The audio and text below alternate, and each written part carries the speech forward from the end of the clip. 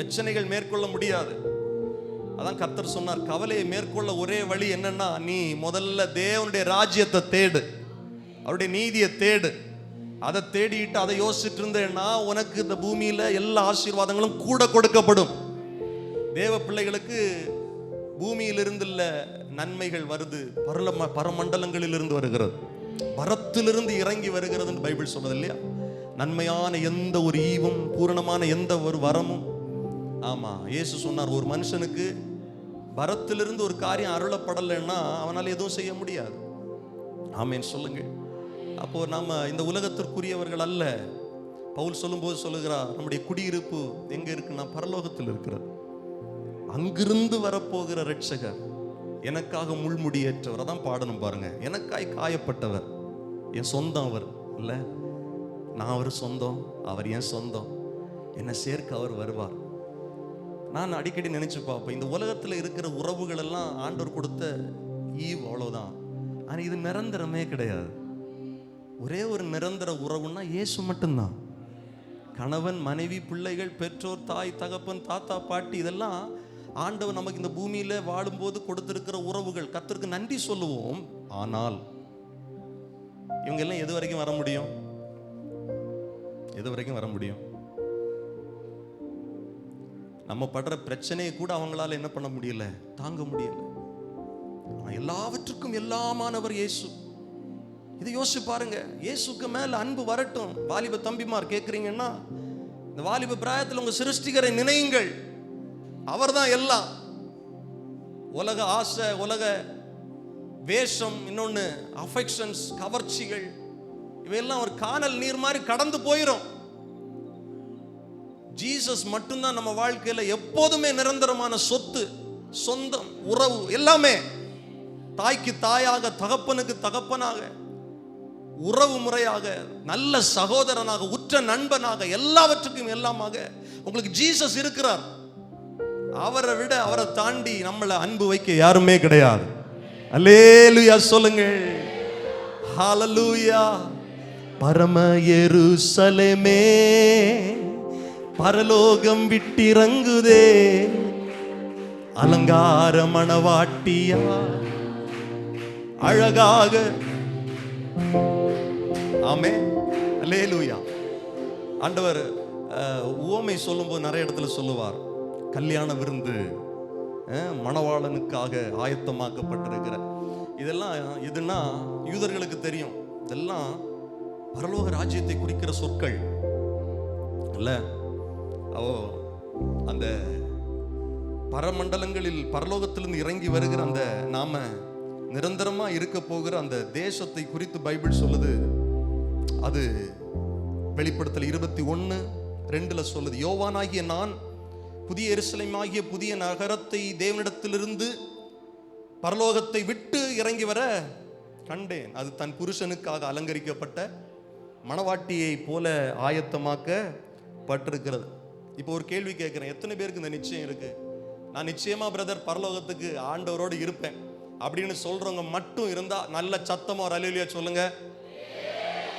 பாதி பேர் அல்லேலூயா சொல்றீங்க, கை உயர்த்தல. கையை உயர்த்தி சொல்லணும், சரியா? ஆமா, இப்போ ஏசப்பா வந்தாலும் நான் அவர் கூட இருப்பேன் அப்படிங்கிற நிச்சயம் உள்ளவங்க நல்ல கையை உயர்த்தி சொல்லுங்க அல்லேலூயா.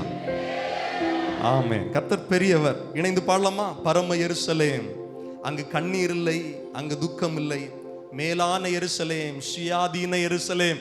இணைந்து பாடி கர்த்தரை ஆராதிப்போம், கர்த்தரை மகிமைப்படுத்துவோம். எல்லாரும் இணைந்து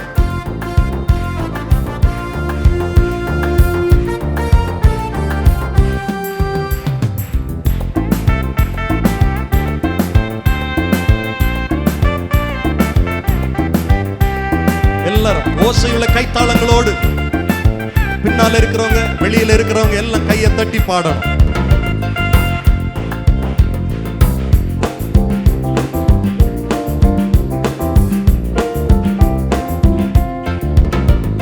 பரம எருசலேமே, பரலோகம் விட்டிறங்குதே, அலங்கார மணவாட்டியாய் அழகாக ஜொலித்திடுதே. பாடுவோம். பரம எருசலேமே, பரலோகம் விட்டிறங்குதே அலங்கார மணவாட்டியாய் அழகாக ஜொலித்திடுதே.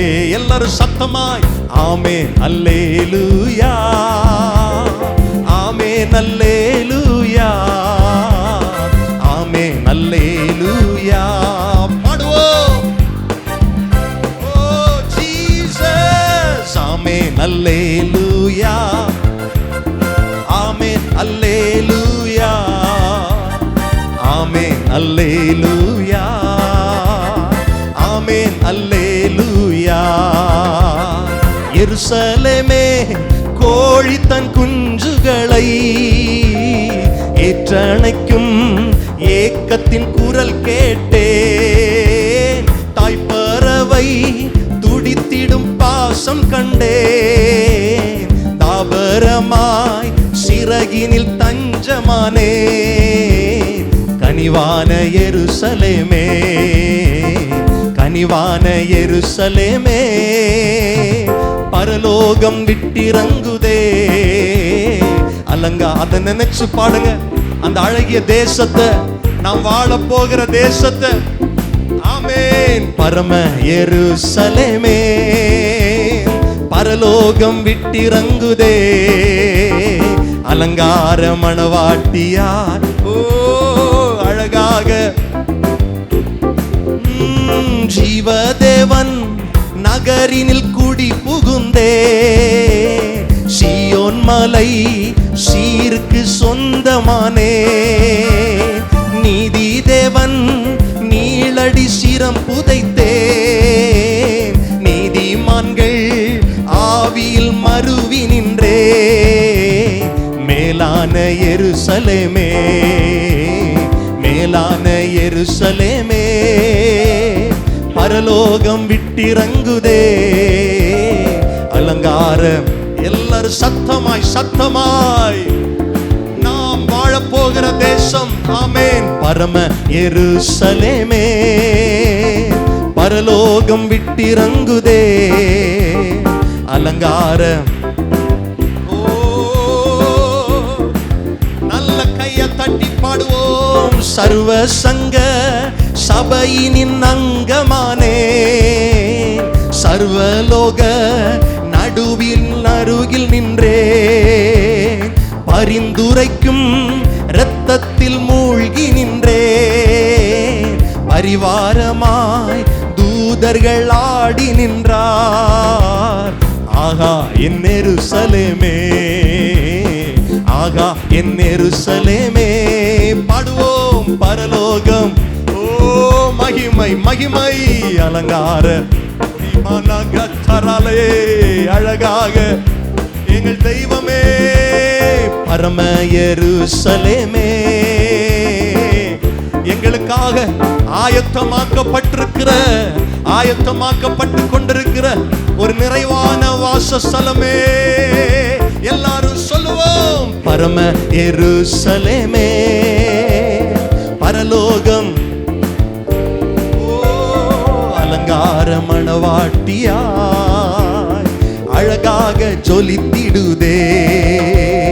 விடுதலையே விடுதலை விடுதலையே லோகமதின் மோகத்தில் விடுதலையே. நானே என்னும் சுய வாழ்வில் விடுதலையே.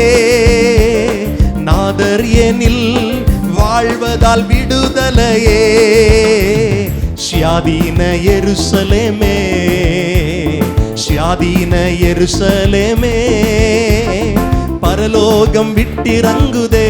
எல்லாரும் பாடுங்கள். அலங்கார மணவாட்டியாய் அழகாக ஜொலித்திடுதே சுயாதீன எருசலேமே பரலோகம். இன்னும் சத்தத்தை உயர்த்தி நீங்க பாடுங்க. ஆமென். அழகாக ஜொலித்திடுதே. கண்ணீர் யாவும் கனிவோடு துடைத்திடுவார். நம் எண்ணமதின் ஏக்கங்கள் தீர்த்திடுவார். மரணம் இல்லை, மனநோயின் துயரம் இல்லை, அலறல் இல்லை, அழுகையின் சோகமில்லை. தலைநகராம் எருசலேமே, தலைநகராம் எருசலேமே, பரலோகம் விட்டிறங்குதே அலங்கார. இன்னும் சத்தத்தை உயர்த்தி பரம எருசலேமே, பரலோகம் அலங்கார.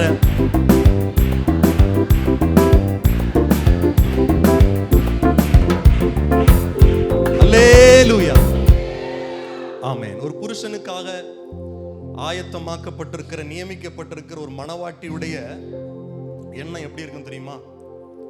எனக்கு ரொம்ப தெரியல, சொல்றேன் எப்படி இருக்குன்னு நான் கெஸ் பண்றேன். என் கணவருடைய வீடு, நான் வாழ போற வீடு, கணவருடைய வீடுன்னு சொல்றேன், நான் வாழ போற வீடு. ஆமா, ஒரு பெண் குழந்தை பிறந்த உடனே தாய் தகப்பன் சின்ன வயசுலயே இளம் வயசுலயே பிள்ளைக்கு சொல்லுவாங்க, டேய் நீ இன்னொரு இடத்துல வாழ போற பிள்ளையாக்கும் பார்த்துக்க. ஆமா, ஜாக்கிரதையா இருக்கணும்.